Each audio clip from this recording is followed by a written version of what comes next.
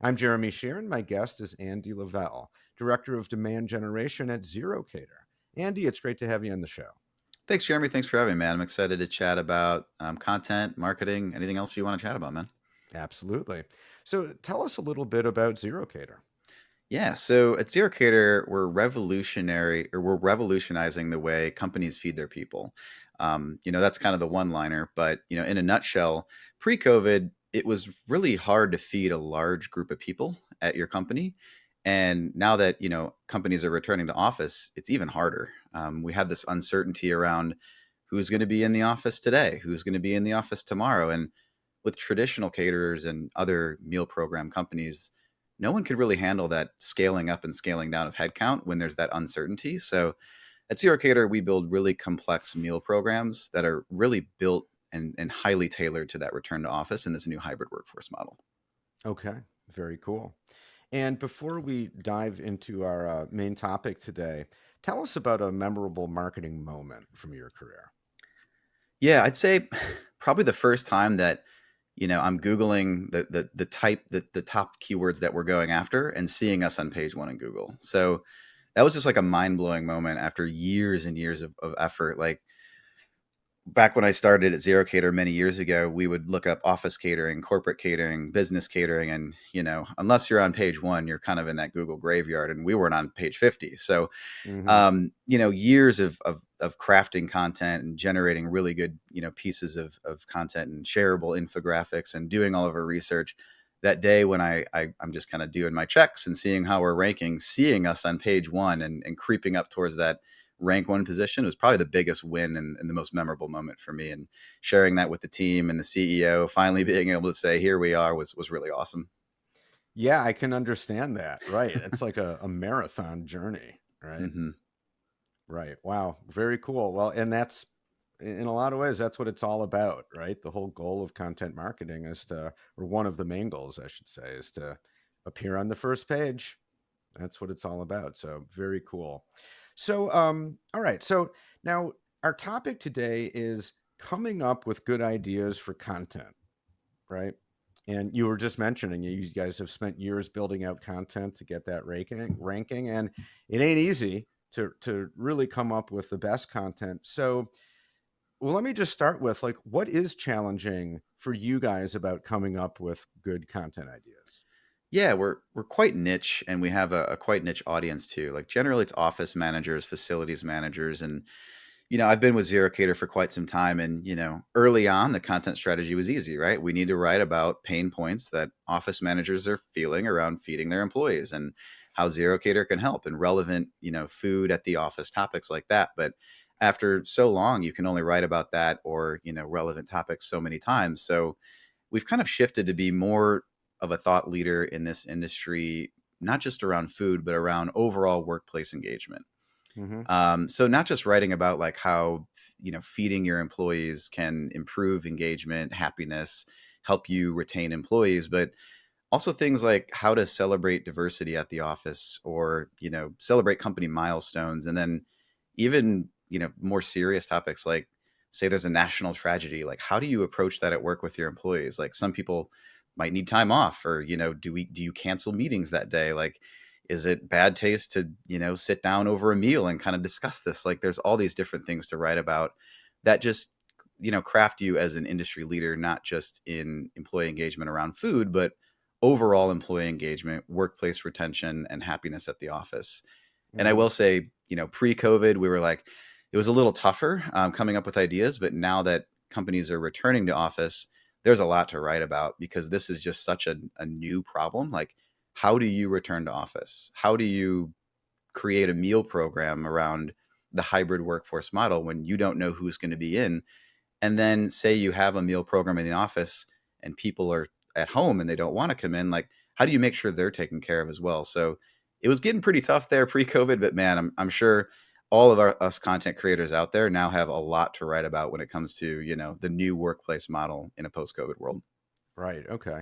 It's kind of maybe one good thing about COVID. Yeah, I one. mean, not. I mean, not really, Yeah. obviously, but you're right. I mean, it does bring up a whole new set of problems that if, Does.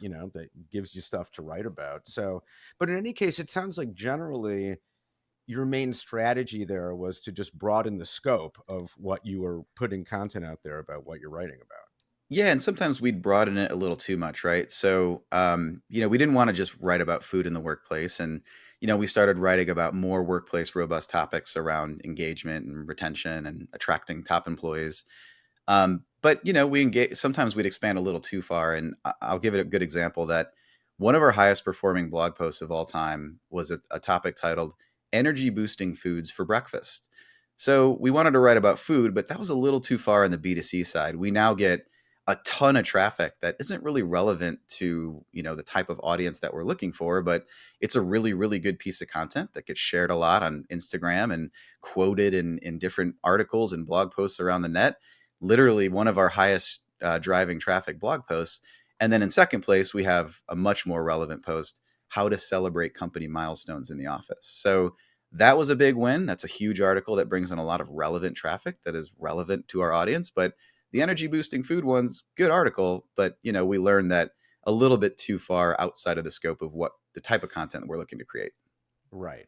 So you're getting traffic there from just any random people who are like, yeah, I want to get energy from breakfast Sure, you got that are moms not Googling, like, how do I wake up in the right. morning? You got somebody who has a long drive ahead of them that is Googling, better food for me to wake up in the morning, better energy breakfast, and not quite interested in company catering, but still, it's a really good topic. Right. Okay. So obviously there's sort of you have to be mindful about how broad you're going, That's right. right? And I'm Yep, sure sometimes it's, you only find that out once you put something out there and like, oh yeah, wait, we needed to make this a little bit more specific. that's right. So now you mentioned that some of those broader topics that you're writing about, like diversity in the workplace, celebrating milestones. I mean, obviously there's already a lot of other content out there on those same topics, right? Mhm. Do you have a way of creating that content that sort of helps cut through the noise? Like, do you give it a particular spin from your point of view? Like, or how do you create that content so it's actually gonna, get more attention, given that there is already a lot of that stuff out there? Yeah, what I will say is there's no shortcut, right? There's only one way to outrank or, provide better content, and that's by creating better content. So, say there's an article out there, around how to celebrate company milestones. Like, if that's something that we want to rank for, or, we believe we can create a better version of that, we see what's out there, literally Google that, see what sort of pieces are ranking, and just do a better job. There might be a 1,000 word doc or article around that. Create one that's 3,000. Fill out things that might have been missed in that. If theirs is all text and you want to rank for that, create really shareable infographics or a video or an MP3, a podcast. Just do a better job than what's out there. And over time, if it's good content, it's going to rank. If people are sharing it, it's resonating, it's going to rank. Google's looking at all these different signals, not just coming to the page, but how long you're on the page. Do Yeah. you share that page? Do you go to another page because you're like, this is good content, I want to see what else is out there? So Google can cut through the noise, and there's no shortcuts except creating good content. Okay. Well, that's a good message to hear. Yeah. And I guess there's a lot of incentive for busy, overworked marketing teams. I mean, are there any that aren't? You Right, know, exactly. to find any way to make it easier or shortcuts, right? Is there any way to like scale this so we're not? But maybe the answer is no, not really. You just No. have to make every single piece of content as good and as rich as it can be. And I'll talk about this probably more later as we get into more of the SEO side. But yeah, you have to kind of write with SEO in mind as well. Like, you can write a really, really good article, but if you don't do the simple things that Google needs you to do, like make sure the title tag is good, make sure you have a meta description, make sure that you have like an open graph image if this is shared on Twitter or Facebook. Like, there's all these little tiny little checkboxes for SEO that you need to be aware of, not just writing good content, but making sure the post and your content Mm, is readily digestible by Google in a way that they're ready to digest it in and they're happy with. right. Okay. Yeah. So speaking of which, now I know you guys work with an agency. Hmm. Um, Talk a little bit about that, sort of the pros and cons with of working with an agency compared to doing stuff in house. Yeah, for sure. I'll start with the pros. And we've been with our agency for a long time, almost ever since I started, so 5 plus years. And when you find one that you like and that you vibe with, like it's really a really good thing. And they start to learn how, the type of tone that you want to write in, your business goals, like really the types of personas that you're targeting. But finding one is really hard. Finding a really good one is hard. And like I mentioned, like actual agency is going to know not only all the ins and outs on creating really, really good content, high quality content, but also what you need to do from an SEO standpoint. So I mentioned like not only creating the really good content, but little things like if you have images in your blog post or images in your content, those need alt tags so that, Google and accessibility crawlers can read that in a way that, they want it set up for. So you find one that you vibe with, and after many, many years, like they're going to crank out really, really good content, but it comes at a price. And that kind of moves to my cons. Like there's no shortcut, like I mentioned. Like you can build a team and that costs money, but you can also pay an agency and that's going to cost a lot of money to create really, really good content. um, you can really run into a lot of shady SEO content agencies. Anybody who says, "Yeah, I can get you to number one," or "Yeah, I can get you to page one in 6 months," like that's a red flag. There is no shortcut. If you're looking to spend Mhm. $100 on a blog post, you're gonna get a blog post that looks like you spent $100 on it, right? Couple hundred words, not very well researched content, nothing really shareable in there, nothing that isn't out there already. Um, and then with an agency, you really can't move as fast. If there's a really hot topic that you want to start ranking for and capitalize on, we're talking 3 to 4 months between like topic ideation and post date. So agility, definitely a con with working with an agency, but you really just got to Mhm. take a look at your short-term, long-term goals, who you have on your team, the budget for hiring, and see if building out your own content team or an agency is the better fit for you. Okay. And as you mentioned, it's can be tough to find just the right agency. How much is that a matter of trial and error, and how much of it is doing enough research beforehand and then being able to target the right ones? Yeah, I think, writing down your goals and exactly what you need. And, like I mentioned, your short term strategy and long term strategy. So, short term is like for us at first, we needed to write content around all the different types of food cuisines that we offer.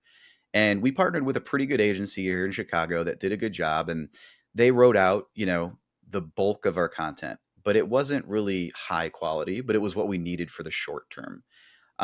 We then had them work on like a 3,000 plus article with like a shareable infographic, and it wasn't that good. Like they did a good job with the easy stuff. Like they were good for what we needed them for, but when we needed really high quality content with really nice infographics that are super shareable and digestible, like something that people would want to like reshare on Twitter, retweet, make their own Instagram post because the content was so good.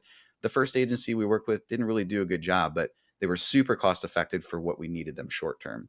We ended up moving on from them for the long term because we knew that there was no shortcuts to starting to rank for office catering platform. We knew it would take 3 to 4 years of 2 to 3 pieces a month, high quality content, and we found a really high quality agency that really focused more on the content side versus the SEO side, which is your evergreen content that's going to take a couple years to rank for. So yeah, it's a mix of both. Like my advice would be write down your short term goals, 3 to 6 to 9 months. Write down your long term goals, 1, 2, 3 years, and just talk to different agencies and see what their approach is. Again, no shortcuts here. It's going to take a while to actually rank for some of the keywords you're going after.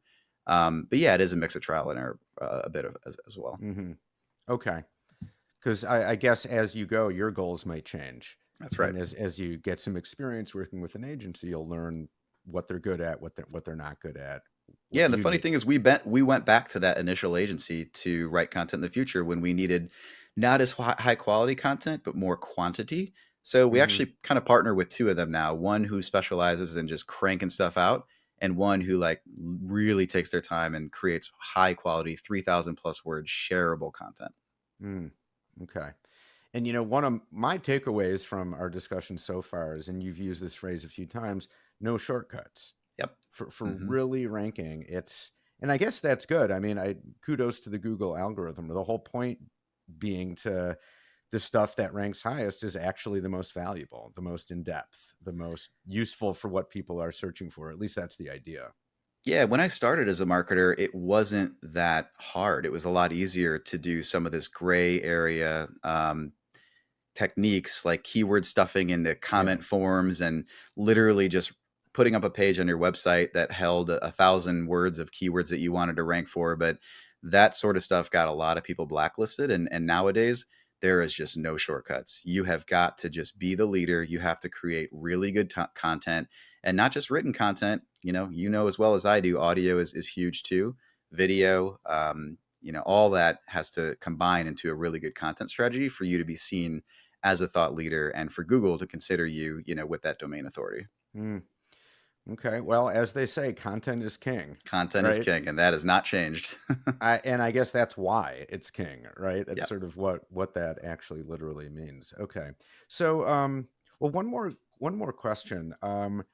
For marketing teams that are struggling to come up with content ideas, like we were talking about earlier, Mhm. what's your advice? Where do you begin the process of generating a bunch of new ideas? Yeah, for us, it was, we just looked at the market, I mean, sometimes it's as easy as if you're number two, number three, number 10 in the market, look at your competitors, see what they're doing. Do it better. If there's a weak piece of content that you think you can outrank them for or create a better piece for, do it. They don't reinvent the wheel. Look at what they're doing and do it better.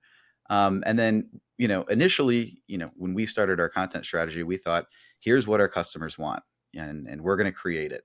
But we didn't really ask our customers, and that was definitely a learning moment for us as we started to kind of finish up all the low hanging fruit of content that we hadn't created yet, and we really started to struggle with ideas.